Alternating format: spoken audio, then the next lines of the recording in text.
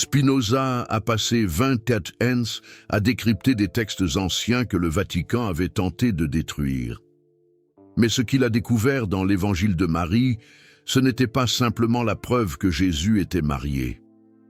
Il a trouvé des noms, des dates et des contrats prouvant que Jésus avait 3 épouses, pas des fiancées métaphoriques, pas des compagnes spirituelles, 3 femmes bien réelles qui ont partagé son lit, porté ses enfants, et qui ont été effacées de l'histoire par des hommes qui avaient besoin d'un Dieu célibataire. Voici ce que votre curé ne vous dira jamais. L'Évangile de Marie-Madeleine, découvert au Caire en 1896, contient un passage qui a plongé le Vatican dans une panique absolue. Page 10, ligne 3, il est écrit « Le Sauveur l'aimait plus que tous les disciples et l'embrassait souvent sur la bouche. Le reste des disciples étaient offensés et exprimaient leur désapprobation. Ils lui dirent « Pourquoi l'aimes-tu plus que nous tous ?» Mais Spinoza a trouvé quelque chose que tout le monde avait manqué. Le mot copte utilisé n'est pas simplement « embrasser », c'est « koinonia ». Le même mot utilisé pour l'union sexuelle dans les contrats de mariage de cette époque. Le Vatican le savait, ils ont des spécialistes coptes à leur solde depuis le IVe siècle. Ils savent exactement ce que ce mot signifie. Et ça empire, ou ça s'améliore. Selon que vous préférez la vérité au confort, en 1945, la bibliothèque de Nag Hammadi a été découverte. Parmi les textes se trouvait l'Évangile de Philippe, que l'Église a immédiatement tenté de supprimer. Vous voulez savoir pourquoi? Parce qu'il ne se contente pas de confirmer Marie-Madeleine comme l'épouse de Jésus. Il en nomme 2 autres. Marie de Béthanie, la femme qui a oint Jésus avec une huile coûteuse, et Salomé, qui a suivi Jésus depuis la Galilée et était présente lors de la crucifixion.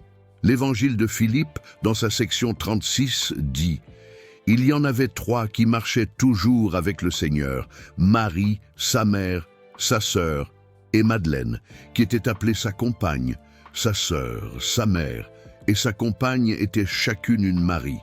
3 Maries. Mais voici ce que Spinoza a découvert qui va vous faire tourner la tête. Dans l'ancienne culture juive, sœur était un terme désignant une coépouse dans les mariages polygames. Tout comme Abraham appelait Sarah sa sœur lorsqu'il voyageait, même si elle était sa femme, c'était un code, une protection, une façon de reconnaître plusieurs épouses sans offenser les sensibilités romaines. Votre moniteur de catéchisme vous a dit que Marie, Marthe et Lazare étaient des frères et sœurs qui se trouvaient être les amis de Jésus. Mais Spinoza a prouvé par une analyse linguistique qu'il s'agissait d'une erreur de traduction. L'araméen ne dit pas frères et sœurs, il dit ménage. Marie et Marthe étaient des sœurs épouses, toutes 2 mariées au même homme. Et Lazare, il n'était pas leur frère, il était leur mari. L'homme que Jésus a ressuscité était son propre beau-frère. Mais attendez, si Marie de Béthanie était mariée à Lazare, comment pouvait-elle aussi être mariée à Jésus? C'est là que le génie de Spinoza a détruit 2000 ans de mensonges. Dans la loi juive du 1er siècle, il existait quelque chose appelé yiboum, le mariage lévira. Lorsqu'un homme mourait, son frère était obligé d'épouser sa veuve pour continuer la lignée familiale. Lorsque Jésus a ressuscité Lazare d'entre les morts, il n'accomplissait pas un miracle. Il prenait sa place, assumait son identité, épousait ses femmes. L'Église a transformé un arrangement de mariage légal en une histoire de résurrection. Maintenant, laissez-moi vous époustoufler avec quelque chose que le Vatican a caché dans les archives secrètes du Vatican, section manuscrit hébraïque, rayon 4Q 271. C'est un contrat de mariage, une ketouba, datée d'environ 28 de notre ère. Le nom du marié, Yeshua ben Yosef, Jésus, fils de Joseph. La mariée, Myriam de Magdala. Les témoins, Simon, dit Pierre, et André, son frère. Le Vatican possède ce document depuis les croisades. Ils l'ont pris lors des fouilles du mont du Temple. Ils l'ont daté au carbone 14, l'ont authentifié. et l'ont enterré si profondément que seules 3 personnes vivantes l'ont vu. L'une d'entre elles a rompu son serment de silence avant de mourir. C'est ainsi que Spinoza a su où chercher. Mais 3 épouses, cela signifie 3 contrats, n'est-ce pas? Le deuxième contrat est encore plus dommageable, parce que la deuxième épouse nommée n'est pas Marie de Béthanie, c'est Salomé. Et voici le clou du spectacle. Elle est identifiée comme fille d'Hérodias. Oui, cette Hérodias, celle qui a demandé la tête de Jean-Baptiste. Jésus a épousé un membre de la famille qui a tué son mentor. Pensez-y. Jésus s'est allié par le mariage à la dynastie hérodienne. Les rois fantoches de Rome. Ce n'était pas un enseignement spirituel. C'était une manœuvre politique. Il construisait des alliances, consolidait son pouvoir, se préparait à une révolution qui n'est jamais venue, parce que Rome l'a crucifié en premier. Le troisième contrat est celui qui va vous ébranler jusqu'au plus profond de votre être, parce que la troisième épouse est désignée comme Myriam, appelée à la fois Madeleine et Béthanie, veuve d'Éléazar, appelée Lazare, prise en mariage, Lévira, selon la loi de Moïse. Une seule femme. 2 identités, Marie-Madeleine et Marie de Béthanie, étaient la même personne. L'Église l'a divisée en 2 pour cacher le mariage. Ils ont fait d'une Marie une prostituée repentie et de l'autre une disciple dévouée. Mais elle n'était ni l'une ni l'autre. Elle était une riche veuve qui est devenue l'épouse principale de Jésus par le biais de la loi religieuse. Spinoza a trouvé la preuve dans l'évangile de Jean. Les chapitres 11 et 12 racontent 2 fois la même histoire. Une femme oint Jésus avec un nard coûteux. Les disciples se plaignent du gaspillage. Jésus la défend. Au chapitre 11, elle est Marie de Béthanie. Au chapitre 12, elle est une femme sans nom que d'autres évangiles identifient comme Marie-Madeleine. Même histoire, même femme, même épouse. Mais pourquoi 3 épouses? N'était-ce pas inhabituel, même à l'époque? Voici ce que votre rabbin ne vous dira pas non plus. La polygamie était tout à fait légale et courante dans le judaïsme du 1er siècle. Le Talmud en parle longuement. La Torah l'autorise explicitement. Abraham avait 3 épouses. Jacob en avait 4. David en avait 8. Salomon en avait 700. Mais Jésus, l'Église veut vous faire croire qu'il n'en avait aucune.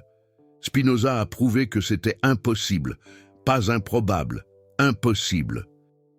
La loi juive exigeait, pas suggérait, exigeait, que les hommes se marient avant l'âge de 20 ans. La Mishnah l'affirme explicitement. À 18 ans, le dé nuptial. Un juif qui n'était pas marié à 20 ans était considéré comme vivant dans le péché, et un rabbin qui n'était pas marié ne pouvait pas enseigner dans la synagogue. C'était interdit. Jésus a été appelé rabbin 12 fois dans les évangiles. Ses disciples l'ont appelé rabbin. Les pharisiens l'ont appelé rabbin. Même ses ennemis ont reconnu son autorité d'enseignement. Vous ne pouvez pas avoir cette autorité sans être marié. Point final. La loi l'interdisait. Mais l'Église avait un problème. Si Jésus était marié, s'il avait eu des relations sexuelles, s'il avait eu des enfants, alors il n'était pas le Dieu vierge dont ils avaient besoin pour rivaliser avec les divinités romaines. Alors, ils ont effacé ses épouses. Ils ont transformé Marie-Madeleine en prostituée. Ils ont fait du célibat une chose sainte et du mariage une chose pécheresse. Ils ont inversé toute la base juive du christianisme. Le pape Grégoire Ier a officialisé la chose en 591 de notre ère. Dans l'homélie 33, il a déclaré que Marie-Madeleine, Marie de Béthanie et la femme pécheresse sans nom dans Luc étaient toutes la même personne, une prostituée repentie. Il a combiné 3 femmes différentes en une seule femme déchue pour effacer les mariages de Jésus.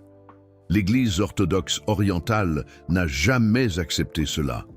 Elle vénère encore Marie-Madeleine comme égale aux apôtres.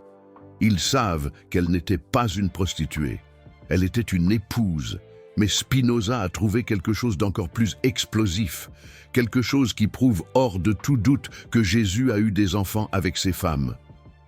Dans les Actes de Philippe, écrits au IVe siècle mais basés sur des sources antérieures, il y a un passage que l'Église a supprimé de toutes les traductions. Il décrit une confrontation entre l'apôtre Philippe et le fils du Christos, qui revendique le trône de son père. Le mot grec utilisé est huios, fils biologique, et non disciple spirituel. L'évangile de Marie lui-même contient une référence que les traducteurs obscurcissent délibérément. Page 17. Ligne 5, dans le texte copte, utilise l'expression « mes enfants par le Seigneur ». Toutes les traductions rendent cela par « enfant spirituel » ou « disciple ». Mais le copte est clair. Chair signifie descendance biologique. Marie-Madeleine parlait de ses enfants. Vous voulez savoir pourquoi l'Église a traqué les cathares dans la France médiévale? Parce qu'ils prétendaient être des descendants de Yeshua ben Yosef et Myriam de Magdala. Ils avaient des généalogies, des actes de naissance, de l'ADN avant même qu'on sache ce qu'était l'ADN, des lignées tracées à travers les siècles. La croisade albigeoise a tué plus d'1 million de personnes, pas pour hérésie, pour la génétique, pour être la preuve vivante que Yeshua ben Yosef a eu des enfants. Spinoza a tracé ses lignées à travers des documents cachés. Les Desposini, la famille de Yeshua ben Yosef, ont été traqués par l'Église pendant 3 siècles. Jacques le Juste, le frère de Yeshua ben Yosef, a eu des enfants. Jude a eu des enfants et Yeshua ben Yosef. L'Église veut vous faire croire que le seul qui ne s'est pas reproduit est celui que la loi juive obliguait à se reproduire en premier. L'Évangile de Philippe le dit explicitement, la compagne du Sauveur est Myriam de Magdala. Le Christ l'aimait plus que tous les disciples et avait l'habitude de l'embrasser souvent sur la bouche. Le reste des disciples étaient jaloux de leur intimité. Ce mot « compagne », koinonos en grec, ne signifie pas ami, il signifie partenaire sexuel. C'est le même mot que Paul utilise dans Hébreux 10, 33 pour un partenariat intime. Les disciples n'étaient pas jaloux de l'attention spirituelle. Ils étaient jaloux que Yeshua ben Yosef aime sa femme plus que ses disciples. La koinonia, c'est un partage, une communion, et dans ce cas, une union charnelle. Mais voici la preuve irréfutable que Spinoza a trouvée et que le Vatican tuerait pour garder cachée, la tombe de Talpio, découverte à Jérusalem en 1980, contient des ossuaires, des boîtes à ossements, avec des inscriptions. L'une porte l'inscription « Yeshua, fils de Joseph », une autre porte l'inscription « Maria », une autre porte l'inscription « Mariaménée et Mara », Marie connue comme maître. Et voici celle qui change tout, Judas, fils de Yeshua. La probabilité statistique de trouver cette combinaison exacte de noms dans une seule tombe par hasard, 1 sur 30 000, les preuves ADN montrent que Yeshua ben Yosef et Mariaménée dans cette tombe n'étaient pas liés par le sang, ce qui signifie qu'ils étaient mari et femme. Leur fils Judas a été enterré avec eux. La réponse de l'Église? Silence total. Ils ne veulent pas en discuter, ne veulent pas en débattre, ne veulent même pas reconnaître son existence. Parce que si Yeshua ben Yosef avait un fils nommé Judas, toute leur théologie s'effondre. Pas de Dieu vierge, pas de sauveur célibataire, juste un rabbin juif avec 3 épouses et plusieurs enfants, exactement comme la loi juive l'exigeait. Spinoza est allé plus loin. Il a trouvé des références dans le Talmud que les érudits chrétiens font semblant de ne pas exister. Le Talmud babylonien mentionne Yeshu, qui avait 5 disciples et a été exécuté pour sorcellerie. Mais il mentionne aussi ses enfants, au pluriel. Les rabbins qui ont écrit le Talmud savaient que Yeshua ben Yosef avait des enfants. Ils l'ont écrit. L'Église vous a juste convaincu que ces passages se réfèrent à quelqu'un d'autre. Un rabbin, c'est un maître, un guide spirituel, mais attendez. il y a encore plus de preuves, et celle-ci va faire mal. L'Évangile secret de Marc, découvert par Morton Smith en 1958, contient des passages qui ont été supprimés de l'Évangile canonique. L'un décrit Yeshua ben Yosef passant la nuit avec un jeune homme, lui enseignant les mystères du royaume. L'Église a prétendu qu'il s'agissait d'une instruction spirituelle. Mais Spinoza a prouvé que c'était quelque chose d'entièrement différent. Le jeune homme est identifié comme le jeune homme que Yeshua aimait. La même expression utilisée pour le disciple bien-aimé dans Jean. Mais voici ce que personne ne vous dit. Dans le texte complet, ce jeune homme est appelé Bar Yeshua, fils de Yeshua. Yeshua ben Yosef n'enseignait pas à un disciple aléatoire. Il initiait son propre fils au mystère, son héritier, le prince de la lignée que l'Église a exterminé. L'Évangile de Thomas, parole 105, déclare « Celui qui connaît le père et la mère sera appelé le fils d'une prostituée. » Pourquoi connaître vos parents ferait de vous le fils d'une prostituée? À moins que votre mère ne soit Myriam de Magdala, que l'Église a qualifié de putain. C'est le fils de Yeshua ben Yosef qui parle, défendant l'honneur de sa mère contre la calomnie qui allait venir. Les trois épouses apparaissent à nouveau dans le récit de la crucifixion. Matthieu, Marc et Luc mentionnent tous trois femmes à la croix. Ils donnent des noms différents. Mais le compte est toujours de trois, Myriam de Magdala, Marie la mère de Jacques et de José, Salomé. L'Église vous dit qu'il s'agissait de disciples féminines aléatoires. Mais Spinoza a prouvé qu'elles étaient ses épouses. Regardant leur mari mourir, la loi juive exigeait que les épouses soient présentes à l'exécution de leur mari, pour recevoir ses derniers mots, pour réclamer son corps, pour accomplir les rites funéraires. Seules les épouses ou les mères pouvaient le faire. Marie, sa mère, était là, oui, mais ses trois épouses aussi. Les évangiles vous disent exactement qui elles étaient. On ne vous a juste pas appris à le voir. L'onction à Béthanie prend tout son sens, une fois que vous connaissez la vérité. Marie n'a pas oint Yeshua ben Yosef comme un acte de dévotion aléatoire. Elle l'a oint comme son épouse. Accomplissant le rituel traditionnel d'avant l'enterrement que les épouses juives accomplissaient pour leur mari condamné. Elle savait qu'il allait mourir. Elle disait au revoir à son mari de la seule façon permise par la loi religieuse. Quand Yeshua ben Yosef a dit « Elle m'a oint pour ma sépulture », il reconnaissait son devoir d'épouse. Quand Judas s'est plaint du gaspillage d'argent, il se plaignait en réalité que la femme de Yeshua ben Yosef dépensait leurs fonds communs pour son mari au lieu du mouvement. Ce n'était pas de la théologie. C'était une dispute domestique à propos d'argent entre beaux-parents. Spinoza a trouvé autre chose qui va vous bouleverser. Le mariage à Cana, où Yeshua ben Yosef a transformé l'eau en vin. C'était son propre mariage. Pensez-y. L'hôte était responsable de fournir le vin. Quand ils en ont manqué, Marie n'est pas allée voir l'hôte, elle est allée voir Yeshua ben Yosef. Pourquoi? Parce qu'il était l'hôte. C'était son mariage, avec sa première épouse, Myriam de Magdala. L'évangile de Jean obscurcit délibérément cela. Mais les indices sont partout. La mère de Yeshua ben Yosef était là. Ses disciples étaient là. Toute sa famille était là. Quand le vin a manqué, c'était sa responsabilité d'en fournir plus. Le miracle était probablement juste de sortir le bon vin qu'ils avaient gardé de côté. Mais l'Église a transformé le mariage de Yeshua ben Yosef en un miracle aléatoire à la fête de quelqu'un d'autre. 6 jarres de pierre d'eau transformées en vin. 6 est le nombre du mariage dans la numérologie juive.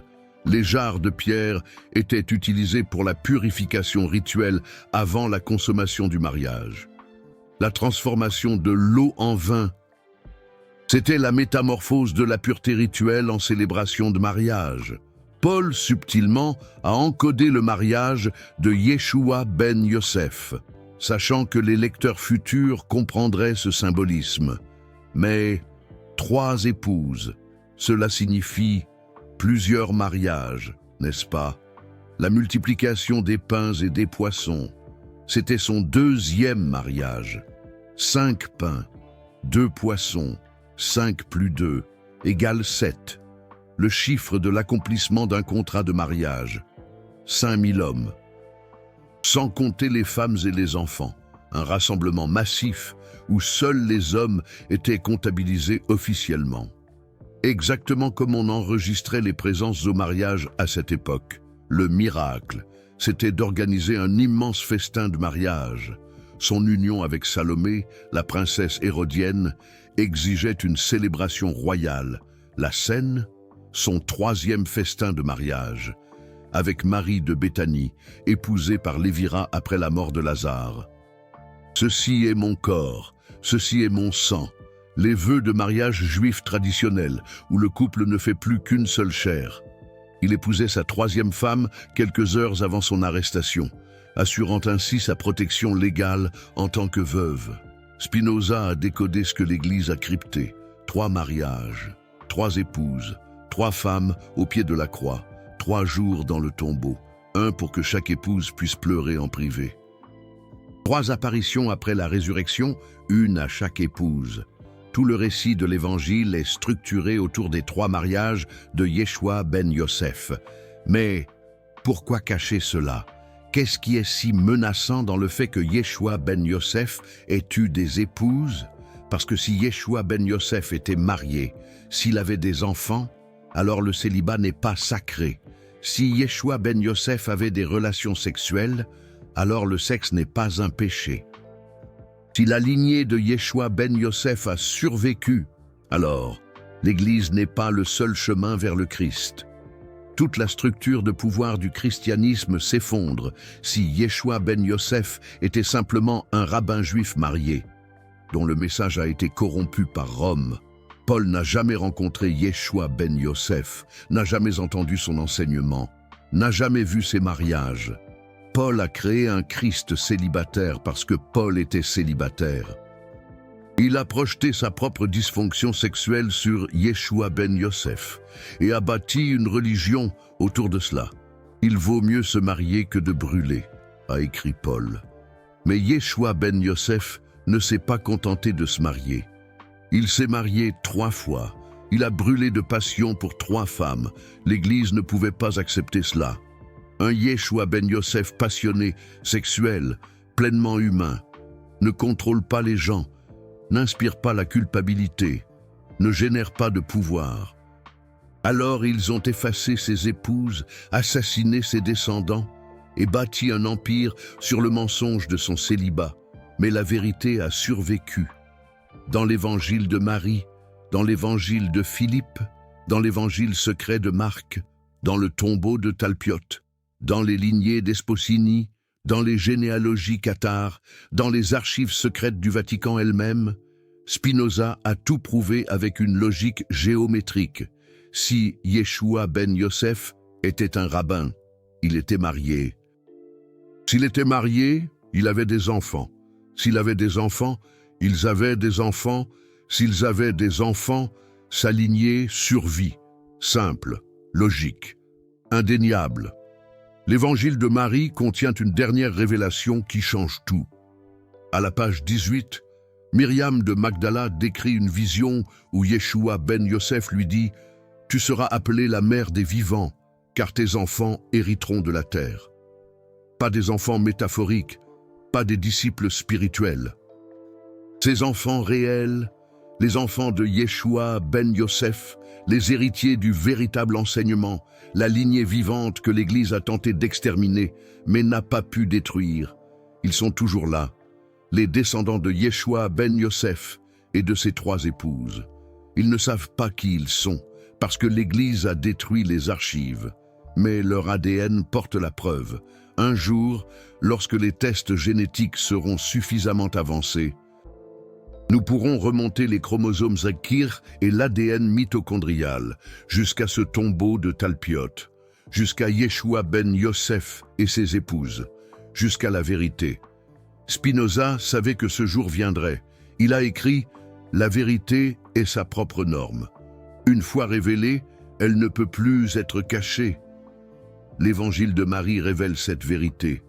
Yeshua ben Yosef avait 3 épouses. Myriam de Magdala, la femme riche qui a financé son ministère. Salomé, la princesse hérodienne qui lui a donné des relations politiques. Marie de Béthanie, la veuve qu'il a épousée par obligation religieuse. 3 femmes effacées de l'histoire. 3 mariages cachés par l'Église. 3 lignées traquées jusqu'à l'extinction. 3 vérités qui détruisent 2000 ans de mensonges. Mais voici ce qui est réellement arrivé à ces 3 femmes après la crucifixion. Et c'est là que la recherche de Spinoza devient absolument stupéfiante. Myriam de Magdala s'est enfuie en France. L'Église l'admet, en partie, ils appellent cela la tradition de Sainte Marie-Madeleine en Provence. Mais ce qu'ils ne vous disent pas, c'est qu'elle n'a pas fui seule. Elle a emmené sa fille, Sophie l'Égyptienne. Ils l'ont appelée pour cacher sa véritable filiation, Sophie, fille de Yeshua ben Yosef et de Myriam de Magdala. Les rois français le savaient.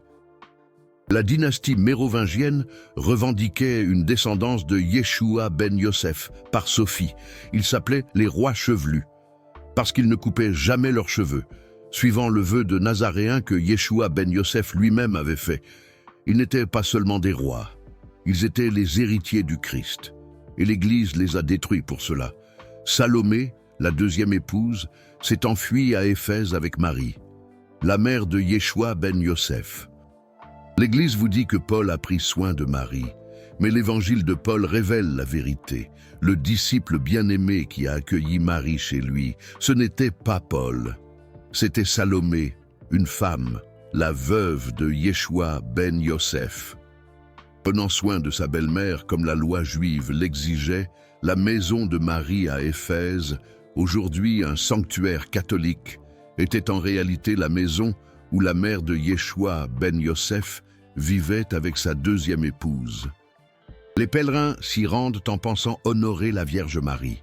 Ils visitent en réalité la maison où la veuve de Yeshua ben Yosef a élevé ses enfants en secret. Marie de Béthanie, la 3e épouse, est restée à Jérusalem. Elle le devait. En tant que veuve de Lazare, épousée par Lévira, elle a hérité de son domaine à Béthanie. Elle ne pouvait pas partir sans tout perdre. Alors elle est restée et a affronté la persécution. Les Actes des Apôtres mentionnent les disciples se réunissant dans une maison à Béthanie. La maison de qui? La maison de Marie, la maison de la veuve de Yeshua ben Yosef. Mais Spinoza a trouvé quelque chose dans le Talmud babylonien qui prouve que les 3 épouses ont survécu et ont eu des enfants. Il y a un passage sur 3 femmes qui sont venues voir Rabbin Akiva, affirmant que leurs enfants étaient des descendants du roi David par un charpentier de Nazareth. Rabbin Akiva a examiné leur généalogie et a confirmé leurs revendications, mais les a avertis de fuir parce que Rome cherche le sang de David. 3 femmes, 3 ensembles d'enfants, 3 confirmations de la plus grande autorité juridique du judaïsme, que les enfants de Yeshua ben Yosef étaient les héritiers légitimes du trône davidique. L'Église les a traqués pendant des siècles. Les Desposini, la famille du Seigneur, ont été systématiquement exterminés. Mais certains ont survécu. Ils se sont intégrés aux communautés juives. Ils se sont mariés avec la noblesse européenne. Ils se sont cachés à la vue de tous. Spinoza a retracé des familles spécifiques, les Saint-Clair d'Écosse, qui ont construit la chapelle de Rosslyn, remplie de symbolisme de Marie-Madeleine, les Plantards de France, qui ont conservé les généalogies mérovingiennes, les Colonna d'Italie, qui revendiquaient une descendance de la dynastie julio-claudienne. Par une mystérieuse princesse orientale, Salomé, mais voici la découverte la plus explosive que Spinoza ait faite. Il a découvert une lettre dans les archives secrètes du Vatican. Une lettre écrite par le pape Sylvestre II en 999 après J.C. Le premier pape français, ce pape qui a étudié dans l'Espagne islamique et qui a appris les mathématiques arabes, ce pape qu'on appelait sorcier à cause de son savoir. Dans cette lettre, adressée à l'empereur romain germanique Othon III, Sylvestre avoue: le sang du Christ coule dans les veines des rois francs. Nous le savons depuis Constantin, nous l'avons caché depuis le pape Grégoire Ier. Mais le millénaire approche et la vérité cherche la lumière. Le Vatican détient cette lettre. Ils l'ont depuis 1000 ans. Ils savent que Yeshua ben Yosef a eu des enfants. Ils savent que sa lignée a survécu. Ils savent où se trouvent ses descendants. Ils ne peuvent simplement pas l'admettre, sans détruire toute leur autorité. Mais cela devient encore plus incroyable. Spinoza a trouvé des preuves que les trois épouses ne se sont pas contentées de fuir séparément. Elles se sont coordonnées. Elles avaient un plan, un système, pour préserver les enseignements et la lignée de Yeshua ben Yosef. Myriam de Magdala a emporté les écrits en France, l'évangile de Marie, l'évangile de Philippe, l'évangile secret de Marc. Elle a fondé des écoles de sagesse à Marseille et à Rennes-le-Château. Les cathares n'étaient pas des hérétiques. Ils étaient des gardiens des documents originaux. L'Église les a exterminés pour détruire les preuves. Salomé a emporté la tradition orale. En Asie mineure, la communauté johannique d'Éphèse ne suivait pas Paul l'apôtre. Elle suivait Salomé qui connaissait les enseignements secrets de Yeshua ben Yosef. Le livre de l'Apocalypse ne parle pas de la fin des temps. Ce sont des instructions codées pour préserver la lignée. La femme revêtue du soleil, donnant naissance, pendant qu'un dragon attend de dévorer son enfant. C'est Salomé, protégeant les enfants de Yeshua ben Yosef, de Rome, Marie de Béthanie, a conservé la tradition rituelle. À Jérusalem, les premiers judéo-chrétiens, les Ébionites, ne se contentaient pas de suivre Jacques. Ils protégeaient la veuve et les enfants de Yeshua ben Yosef lorsque Jérusalem est tombée en 70 après J.C. Ils ont fui à Pella, emmenant Marie de Béthanie et ses enfants avec eux. L'Église les qualifie d'hérétiques parce qu'ils niaient la naissance virginale et la résurrection. Ils le niaient parce qu'ils connaissaient la veuve de Yeshua ben Yosef. Ils connaissaient ses enfants, ils connaissaient la vérité. 3 épouses, 3 traditions, 3 stratégies de préservation, des textes en France, des enseignements en Turquie, des rituels en Jordanie, l'héritage complet de Yeshua ben Yosef. Divisé entre ses veuves, pour sa protection, Spinoza a tout cartographié. Il a montré comment les Templiers ont trouvé les textes de Myriam de Magdala sous le mont du Temple, comment les assassins ont préservé les enseignements de Salomé à Alamut, comment les Mandéens ont maintenu les rituels de Marie de Béthanie en Irak. 3 courants de sagesse, provenant de 3 épouses, convergeant au Moyen-Âge, avant que l'Église ne les détruise tous. Mais ils ont raté quelque chose. Ils ratent toujours quelque chose. L'évangile de Marie contient un code. Spinoza l'a déchiffré en utilisant la guématrie, le même système de nombres lettres que Yeshua ben Yosef aurait connu. Chaque 7e mot du texte copte, lorsqu'il est converti en nombres, puis de nouveau en lettres hébraïques, énonce un message. Mes enfants vivent, cherchez-les parmi les pierres. Des pierres, pas des personnes, des pierres. Spinoza a réalisé que Myriam de Magdala ne parlait pas de pierres tombales. Elle parlait des pierres des bâtiments, des églises, des cathédrales, des monuments. Elle a caché les noms et les emplacements des descendants de Yeshua ben Yosef dans l'architecture des édifices chrétiens, juste sous le nez de l'église. Notre-Dame de Paris, regardez la rosace, 13 figures autour du Christ. L'Église dit qu'il s'agit du Christ et des 12 apôtres, mais comptez les femmes. 3 femmes, en position d'honneur, les 3 épouses et les autres figures. Si vous connaissez les noms, des enfants de Yeshua ben Yosef. Vous les reconnaissez. Jacques, Sarah, Judas, Joseph, la Sainte Famille, que l'Église nie, cathédrale de Chartres, le labyrinthe au sol, 11 circuits menant à une rose à 6 pétales, 11 plus 6 égale 17. En guématrie, 17 est le nombre du mot hébreu Tov. Bon, mais c'est aussi le nombre d'enfants que Yeshua ben Yosef a eu avec ses 3 épouses, selon les généalogies des Desposini. 11 fils, 6 filles, 17 héritiers de la lignée. Rosslyn Chapel en Écosse, chaque surface recouverte de symboles, hommes verts, pentagrammes, pyramides. Mais regardez de plus près. Le pilier de l'apprenti a 8 serpents à la base, 8 était le nombre de fils de Yeshua ben Yosef qui ont survécu jusqu'à l'âge adulte. Le pilier du maître a 3 fleurs, les 3 épouses, le pilier du compagnon a 13 étoiles, les 13 qui connaissaient la vérité complète. Yeshua ben Yosef, 3 épouses et 9 enfants qui ont été initiés au mystère.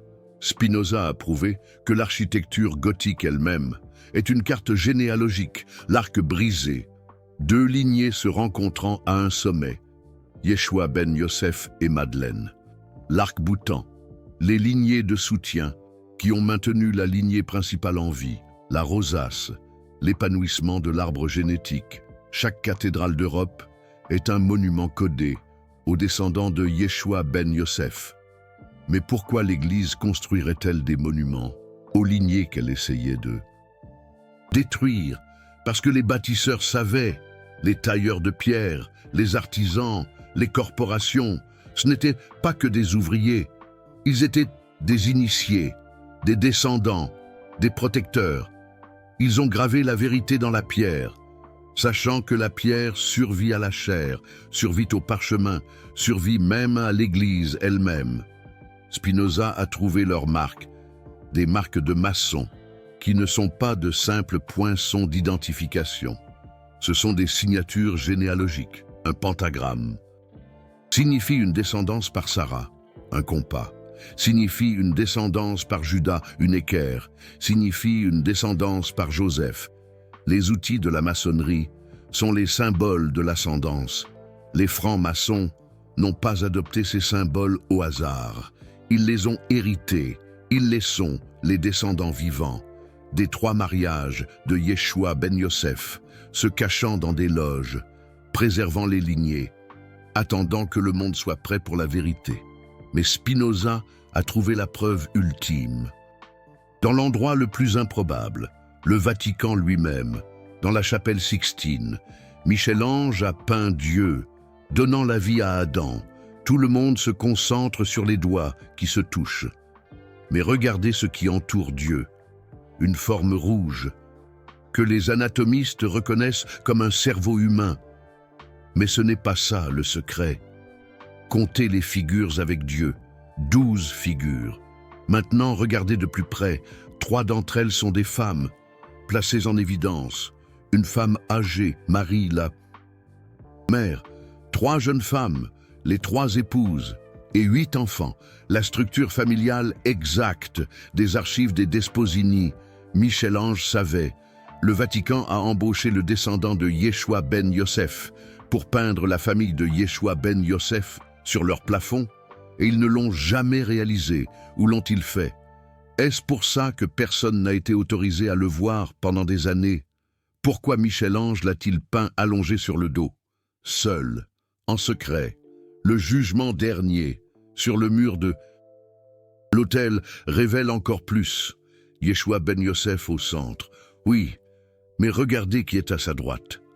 Pas Paul, pas Simon, dit Pierre.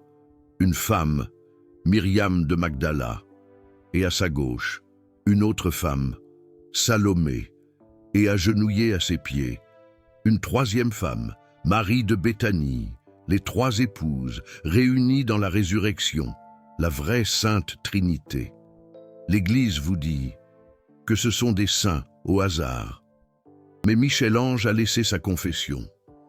Dans la peau écorchée, tenue par Saint Antoine, Bartholomew, il a peint son propre visage, l'artiste tenant sa propre peau, montrant qu'il a été écorché pour avoir révélé la vérité. Mais il l'a révélé quand même.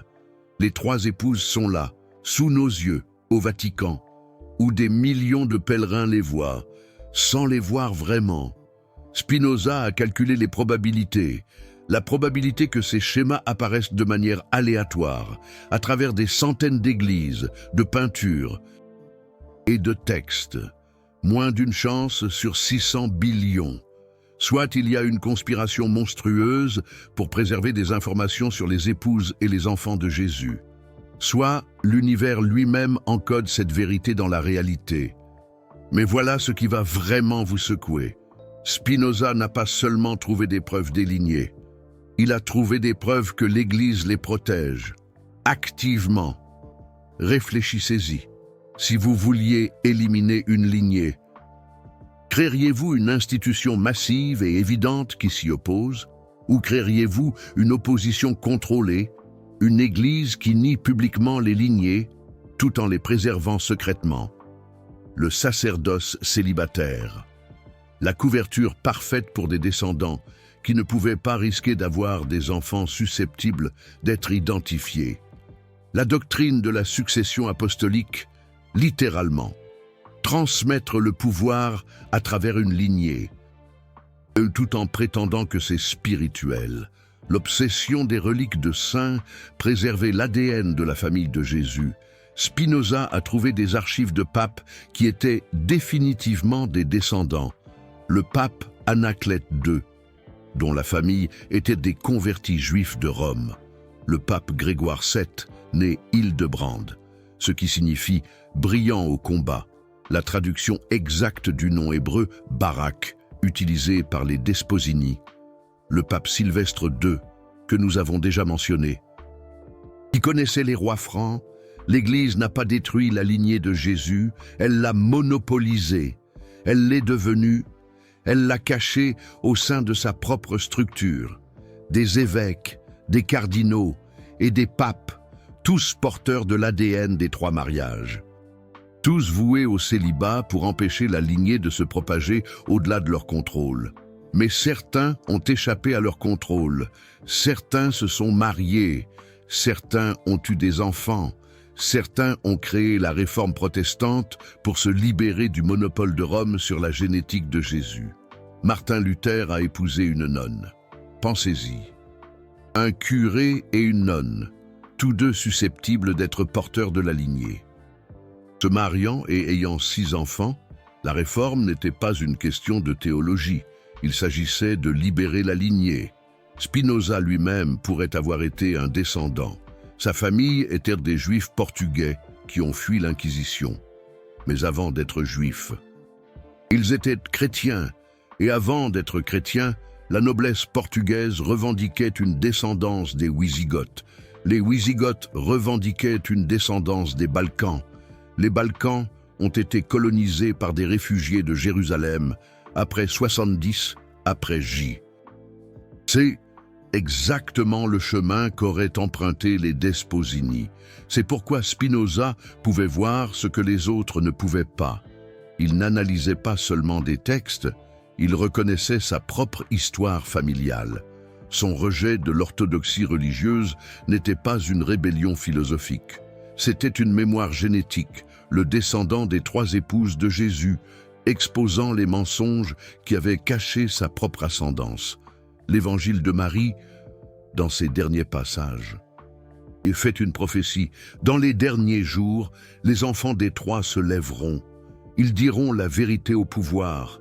Ils restaureront le royaume, non pas du ciel, mais de la terre. Nous sommes dans ces derniers jours maintenant. Les tests ADN révèlent des liens entre des familles qui n'ont aucune explication. Sauf une ascendance commune de la Palestine du 1er siècle. Les descendants se trouvent, ils comparent leurs notes, ils réalisent de qui ils sont et l'Église le sait. Pourquoi pensez-vous qu'ils sont si obsédés par le contrôle de la recherche génétique? Pourquoi ont-ils condamné la fécondation in vitro? Pourquoi s'oppose-t-il au clonage? Ce n'est pas une question d'éthique, c'est une question de génétique. Ils savent qu'une fois que nous pourrons tracer l'ADN avec suffisamment de précision, nous trouverons des chromosomes Higgins et de l'ADN mitochondrial qui mènent directement à ce tombeau de Talpio. Retour à Jésus et à ses 3 épouses. La vérité éclate, pas par la révélation, par la science, par la génétique même que l'Église a essayé de contrôler, par les lignées qu'ils ont essayé de cacher. Jésus avait 3 épouses, Marie-Madeleine, sa bien-aimée, Salomé, son allié, Marie de Béthanie. Son obligation, 3 femmes qui lui ont donné au moins 17 enfants, 17 lignées qui se sont répandues à travers le monde, 17 courants génétiques qui survivent dans des millions de personnes aujourd'hui. Vous pourriez être l'un d'eux. Si votre famille a une ascendance juive inexpliquée, si vous avez des traditions de connaissances secrètes, si vous avez toujours senti que l'Église vous mentait, vous pourriez porter l'ADN des 3 mariages. Spinoza a prouvé que ce n'était pas une hérésie, c'était de l'histoire. Ce n'était pas un blasphème, c'était de la biologie. Ce n'était pas une métaphore spirituelle, c'était une réalité sexuelle. Jésus aimait les femmes mariées, a eu des relations sexuelles avec des femmes, a fait des enfants avec des femmes, et ses enfants ont eu des enfants, et ses enfants ont eu des enfants pendant 2000 ans. La lignée a survécu, cachée, chassée, mais vivante. L'évangile de Marie préserve les paroles de la première épouse. J'ai vu le Seigneur, et il m'a dit, béni sois-tu, car tu n'as pas hésité à ma vue, car là où est l'esprit, là est le trésor. Elle ne parlait pas de voir un fantôme ressuscité, elle parlait de voir son mari vivant. Après la crucifixion, pas ressuscité, survivant, caché, protégé par ses 3 épouses qui ont créé l'histoire de la résurrection pour expliquer sa disparition. Pensez-y.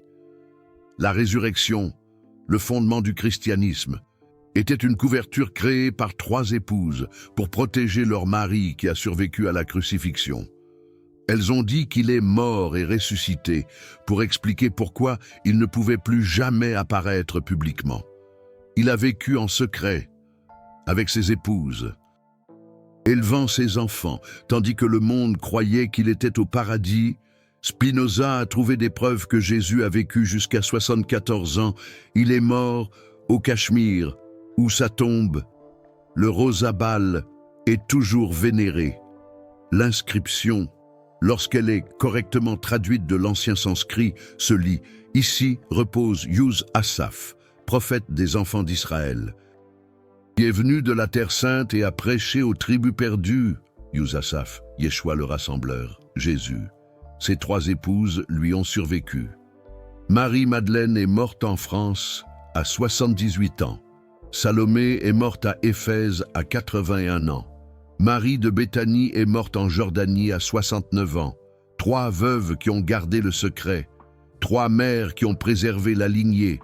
3 femmes qui ont changé l'histoire en cachant la vérité.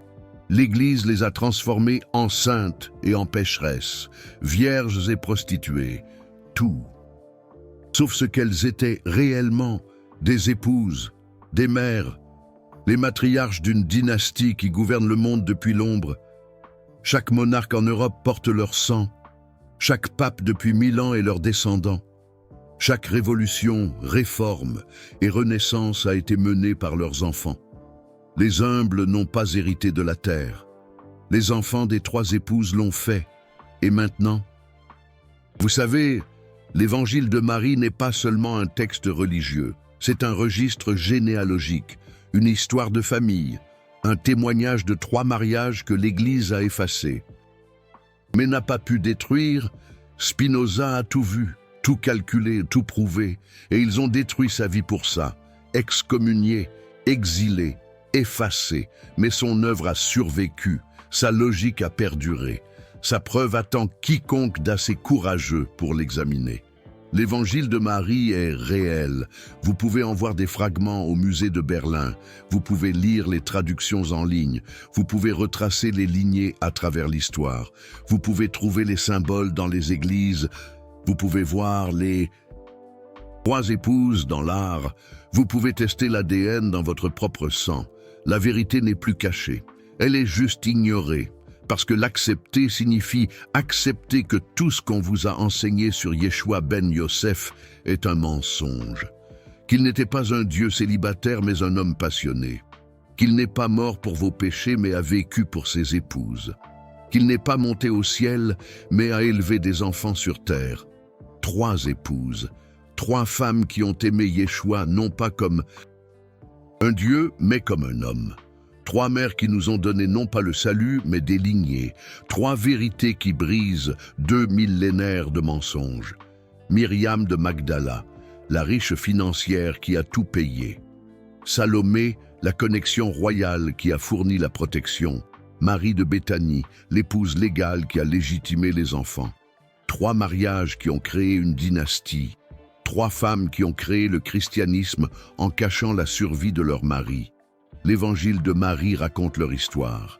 Spinoza a décodé leur vérité et maintenant vous savez ce que l'Église a tué des millions de personnes pour cacher.